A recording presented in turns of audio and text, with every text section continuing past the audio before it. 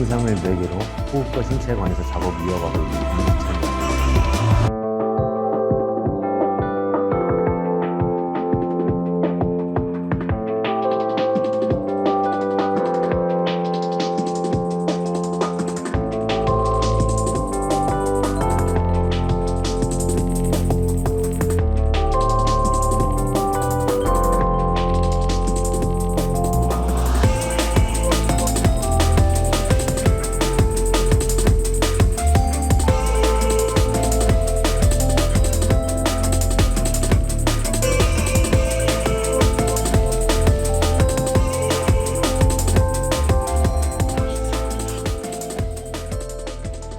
저는 모범생이었어요.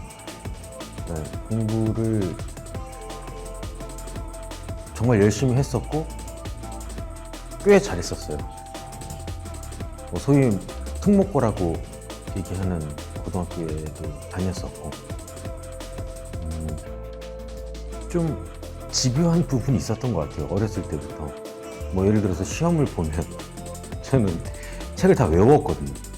그리고 문제집 같은 경우도 있는 책방이, 그때는 책방이 있었으니까 책방 가서 있는 문제들은 다 풀어보고 학원에서 나온 기출문제 같은 것도 다 풀고, 그러니까 궁금증이 해결이 될 때까지 문제를 풀어보는 습관이 좀 어렸을 때부터 있었던 것 같아요. 근데 그게 어떤 일을 하든 좀 많이 지금까지도 영향을 끼치고 도움이 되는 것 같다라는 생각이 듭니다.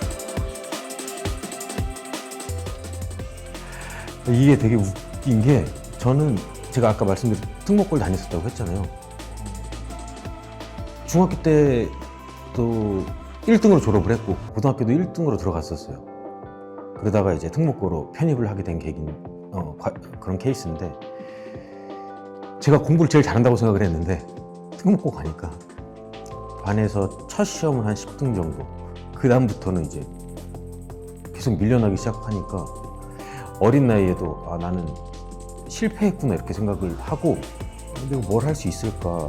근데 연극에 대한 교회에서 뭐 문학의 밤이나 이런 거 하면서 같이 극을 만들거나 뭐 합창을 하거나 이런 걸 하잖아요. 그래서 연기를 해볼 수 있을 것 같다라는 그냥 막연한 그런 자신감이 있었던 것 같아요. 한번 해보겠다. 어머니께 몰래 찾아가서. 아버지도 모르셨어요. 저 특목고를 나온 걸. 그렇게 이제 연기과를 굉장히 짧게 준비했는데 운이 좋게 좀 바로 합격이 돼서 연기밖에 안 했어요. 20살 때부터 군대 갔다 오고 20살 졸업하고 나서 연극부터 시작을 했고, 연극을 하면서 이제 주변에 아름아름 알게 되는 관계자분들 초대해서 저 이렇게 할 수 있어요 막 보여주고 싶으니까 그렇게 하고, 오디션장도 그때는 진짜 직접 종이 프로필 들고 가서 찾아가기도 하고, 광고 에이전시도 가서 맨날 커피 사들고 가서 시켜달라고 그래서 오디션도 그때 엄청 많이 두드렸던 것 같아요. 그 기회를 잡아보려고. 근데 확실하게 그런 결과물들이 조금씩 나오니까 딱 생활할 만큼 수입은 됐었던 것 같아요. 그러니까 포기를 못하고 어떻게 보면 쭉 연기 활동을 할 수 있었던 것 같아요. 한국예술종합학교 연기과를 졸업하고 배우 생활을 쭉 해오다가 2022년부터 전시를 시작하게 되었어요.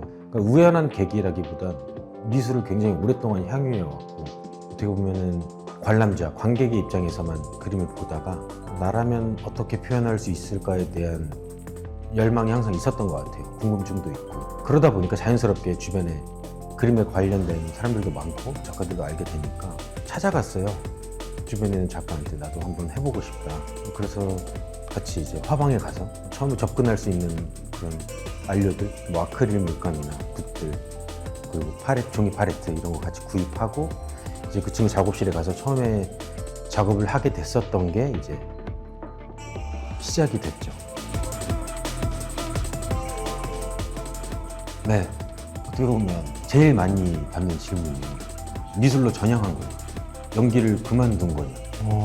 근데 그 대답을 하기가, 항상 그런 질문을 받을 때마다 저도 고민을 하는 것 같아요. 그냥 제가 할 할 수 있는 걸 하고 있다, 겪어내고 있다. 전시를 준비하거나 그림을 그리면서도 오디션이 들어오기도 하잖아요.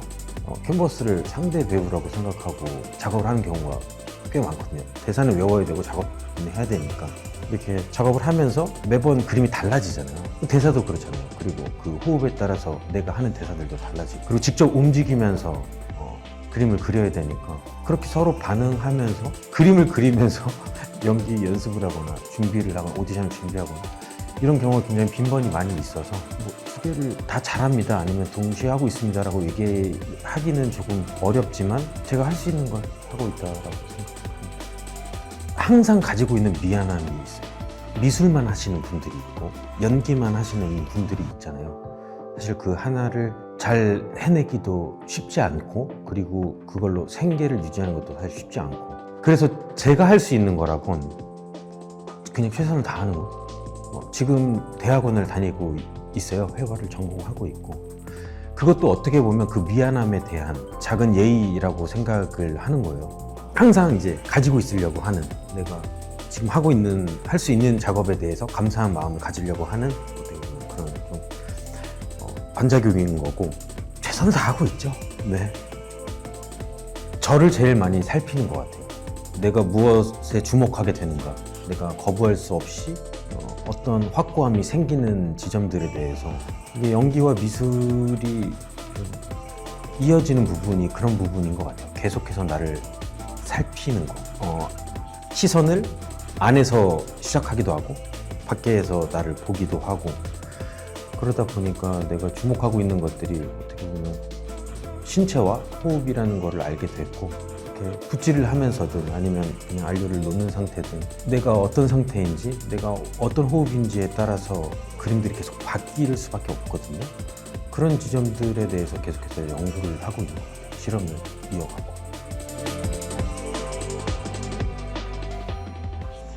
저는 보통 첫눈에 반하는 스타일이에요. 그러니까 금사빠라기보다 저는 이 사람을, 그러니까 이성을 만날 때 전 이 사람이랑 사귀게 될지 안 사귀게 될지를 그냥 한눈에 알아요. 공간을 보고 그랬던 것 같아요.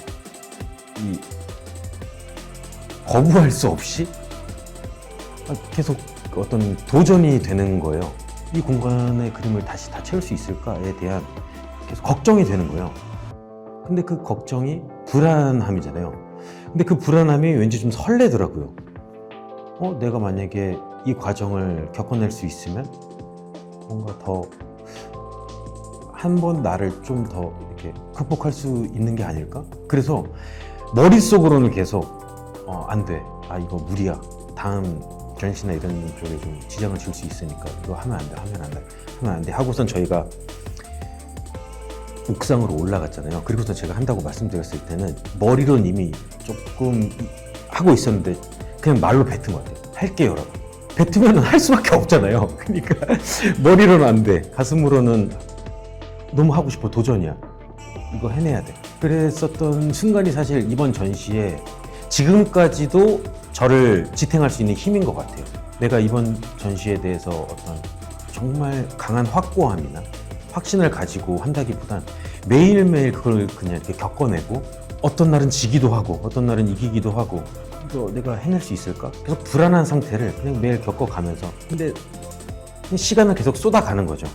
쌓아가고, 어떨 때는 쌓이기도 하고 어떨 때는 그냥 흘러가기도 하고 지나가기도 하고. 이 소프트 코너만의 저는 특별함이 있다고 생각해요. 그거는 저도 뭐라고 설명을 못 하겠어요. 근데 공간에 있으면서 그렇게 높지도 그렇게 낮지도 어떻게 보면 그렇게 넓지도 좁지도 않은 이 공간에 매료됐던 것 같아요. 한번 해보고 싶다, 이거를 겪어보고 싶다라는 마음이 들었어요. 이번 전시 제목이 뉘앙스드 베리에이션이잖아요. 정말 미세한 차이들이 있어요. 전체적으로 그림을 보면 커 보이지만 정말 자세하게 보면 어떤 붓질의 차이들이나 지워지거나 문지른 흔적들, 그런 작가의 호흡이 느껴지는 부분들이 있거든요. 그리고 발견하실 수 있을지 모르겠지만 정말 미세한 그림의 차이들이 있어요. 소품들만의 매력이 있거든요. 사실 멀리서 보면은 잘 보이지 않을 거예요. 근데 정말 자세히 보면 아, 이 작품에서는 여기가 좀 비어 있구나. 아니면 여기서 변주를 줬거나 아니면 이런 부분들은 정말 많이 쌓여서 이 색감이 나왔구나. 이 같은 색깔이라도 이게 유화만의 매력이라고 생각을 하는데 쌓여요. 지워지고 쌓이고 지워지고 쌓이고. 근데 이런 중첩의 시간들, 그런 호흡들이 아, 이런 부분은 작가가 어떻게 움직이면서 그림을 그렸을까를 상상해 보면서 그림을 보는 것도 굉장히 우아한 방법이라고 생각을 합니다. 보통 전시를 제가 준비를 할 때 이 공간만을 위해서 전시를 준비한 건 이번이 처음이거든요.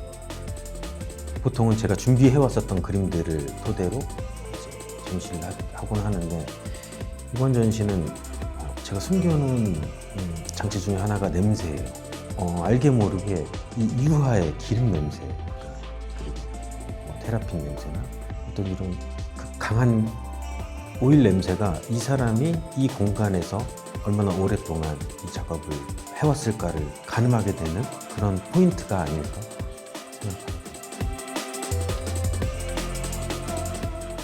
저는 추상은 동사라고 생각해요. 어떤 같은 사물을 보더라도 성격이 사실 사물이라는 거는 물체잖아요. 물건. 과연 그게 의미가 있을까? 그냥 어떻게 보면 기능만 하고 있는 것들이잖아요. 만약에 물통이라고 예를 들어서 그 물의 양이 내가 조금씩 마시고서 줄어들었을 때 사물의 의미가 달라진다라고 생각을 하거든요. 제 그림은 계속 움직이고 있다고 생각을 해요. 인물이나 사물에 고정되어 있는 것이 아니고 이것들이 내 기분 상태에 따라서 내 환경에 따라서 보는 해석이나 느낌이 달라질 수 있다고 생각하거든요. 꼭 영상처럼 내가 눈앞에서 움직이는 거 말고 내 생각이나 마음 속에서 움직이는 것들이 사실 더 크게 움직여지는 거라고 생각을 하거든요. 매번 다르게 보아지고 새롭게 해석되고 그런 지점들이 추상의 큰 매력이 아닐까. 그리고 제 그림들이 가진 큰 매력일 수 있지 않을까 생각합니다. 지금 잡혀있는 건 한국인데 소프트 코너를 등에 업고 일본으로 우선 가보고 싶다는 지금 마음을 품었으니까 그렇게 되겠죠? 5월에 회화 전시가 하나 있고요. 지금 계획하기로는 연말에 영상 전시가 하나 있습니다. 다양한 성격의 전시들이 있잖아요. 각 뮤지엄마다, 각 갤러리마다. 그런데 저는 이번 소프트 코너의 전시는 좀 특별할 수 있을 거라고 생각합니다. 그동안 해왔었던 작업과는 달리 이 공간을 위해서 아니면 이 공간에서 준비했고 그리고 이 공간만을 위해서 준비했고 이곳에 오시는 분들이 어떤 이 안료의 향과 그리고 저의 어떤 작업을 해왔던 어떤 그런 과정들이 고스란히 여러분께 전달되고 또 여러분께서도 특별한 경험을 하실 수 있기를